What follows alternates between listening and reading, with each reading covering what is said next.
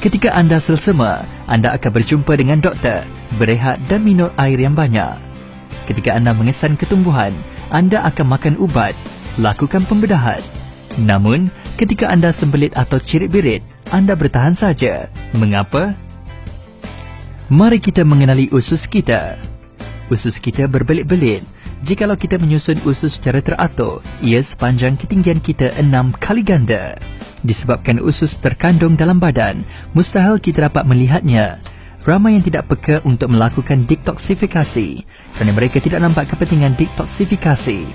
Pasukan Perubatan Amerika Syarikat telah melakukan autopsi ke atas 2 juta usus manusia. Tiada satu pun yang boleh diklasifikasikan sebagai usus sihat.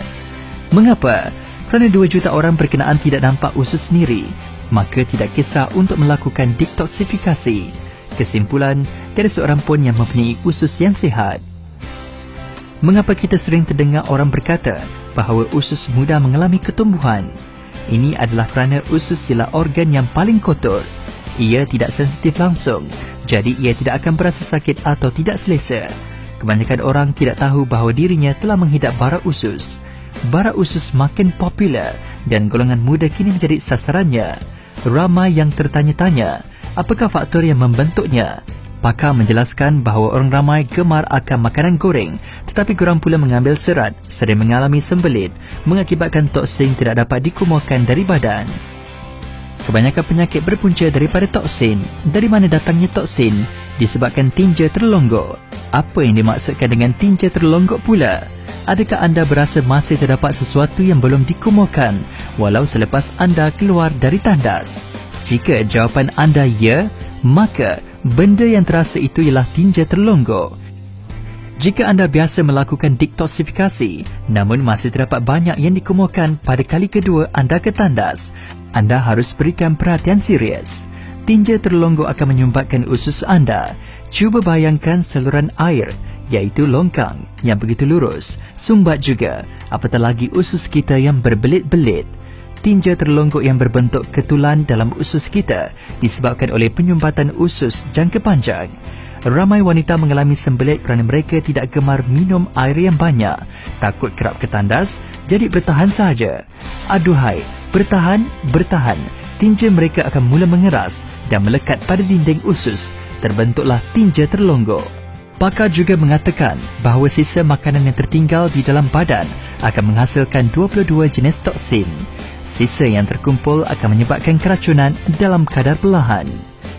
Pakar Jepun mengatakan bahawa jika kita masukkan tikus ke dalam tinja yang dikumpulkan selepas 3 hari, iaitu dalam badan, tikus tersebut akan mati terus.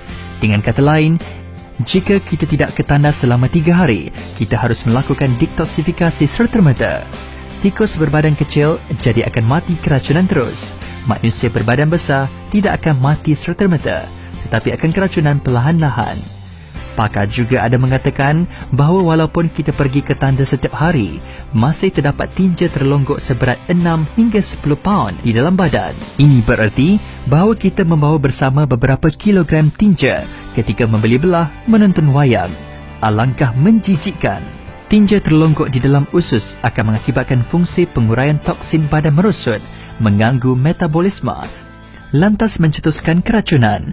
Maka, tinja terlonggok merupakan faktor utama penyakit. Jadi, apa yang harus kita lakukan? Caranya adalah melalui detoksifikasi dan menambah lactobacillus badan kita. Pertama sekali, kena lakukan detoksifikasi. Kita sedia maklum, cara terbaik untuk menyelesaikan masalah ini ialah detoksifikasi. Tetapi produk detoksifikasi berlambat-lambat di dalam pasaran. Bagaimana untuk memilih yang terbaik? Ramai yang memilih surat sebagai ejen detoksifikasi, tetapi kesannya lebih lambat. Sebaliknya, Fujita Lactose menggunakan Lactobacillus bifidus dan glukosa. Gabungan kedua-dua ramuan akan menghasilkan kesan meletup CO2, membantu dalam melancarkan pergerakan usus, membesarkan dinding usus. Kesan meletup ini jauh lebih cepat dan menyeluruh berbanding dengan produk detoksifikasi yang lain. Dan yang paling penting, ia tidak membawa sebarang kesan sampingan. Disebabkan Fujita Lactose merupakan makanan semula jadi, ia menggunakan CO2 semula jadi untuk mengemurkan tinja terlonggok. Kelegaan selepas mengemurkan tinja tersebut tidak terperi. Siapa yang pernah mencubanya pasti tahu. Yang kedua, perlu kerap menambah probiotik badan. Bakteria yang baik membantu penghanaman, menyekat bakteria tidak baik, detox dan menyerikan kulit. Terutamanya mereka yang mempunyai buasir, kesannya lebih ketara.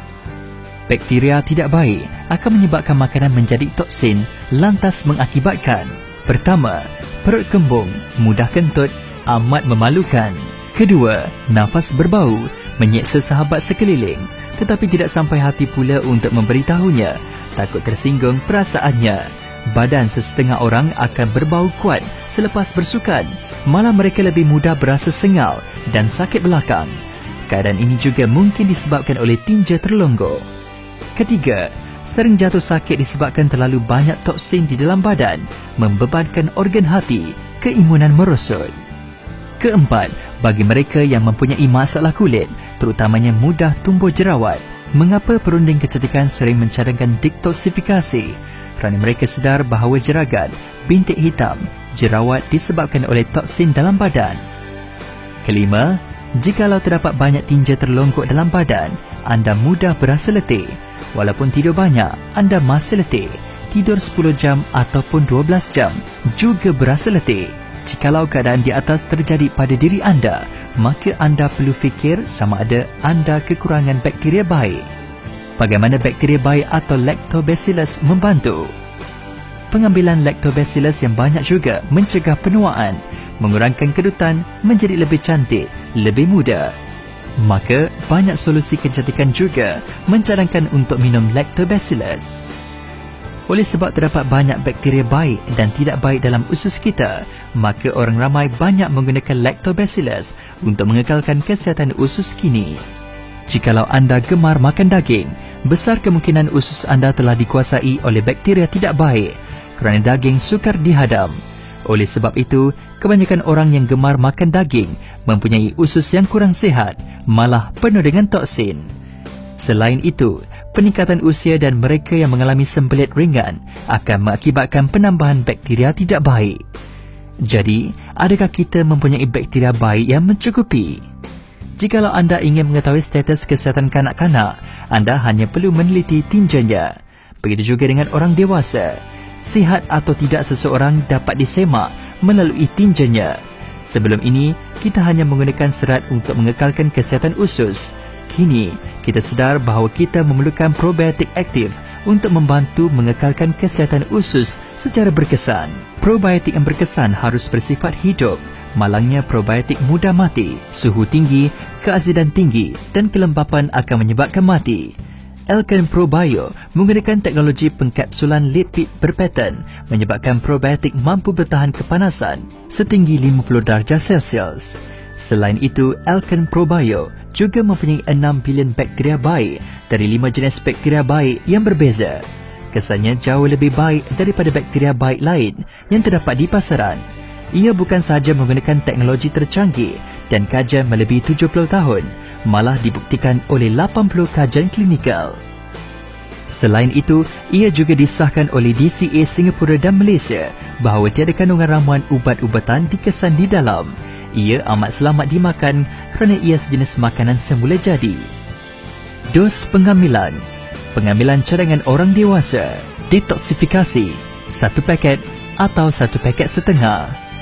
Menambah bakteria baik. 1 paket. Pengambilan cadangan kanak-kanak. Detoksifikasi. Setengah paket. Menambah bakteria baik. 1 paket. Jikalau kanak-kanak mempunyai nafas berbau, makan sepaket setiap hari. Bagi mereka yang mengalami sembelit, boleh minum lebih 2 paket. Lebih baik diambil ketika awal pagi sebelum sarapan. Bagaimana dengan waktu malam? Jikalau anda tidak senang pada pagi, anda boleh ambilnya 4 jam sebelum atau selepas makan malam. Jikalau anda memberi alasan bahawa anda tidak senang untuk minum, tanya diri, adakah anda lebih senang untuk jatuh sakit? Ada sesetengah orang memilih untuk melakukan pembersihan usus. Tahukah anda berapa kosnya? RM1,500. Seminggu sebelum proses pembersihan, anda tidak boleh makan sembarangan. Namun, masih banyak juga sisa yang dikumuhkan. Selepas pembersihan usus dijalankan, doktor akan memberitahu bahawa kesemua bakteria dalam usus mati terbunuh. Anda kini perlu menambah lactobacillus. Probio, kanak-kanak, ibu bapa juga boleh makan. Warga tua yang mempunyai masalah penghadaman juga boleh makan. Setiap orang patut makannya setiap hari. Jaga kesihatan gastro usus, tawani toksin usus, panjangkan usia.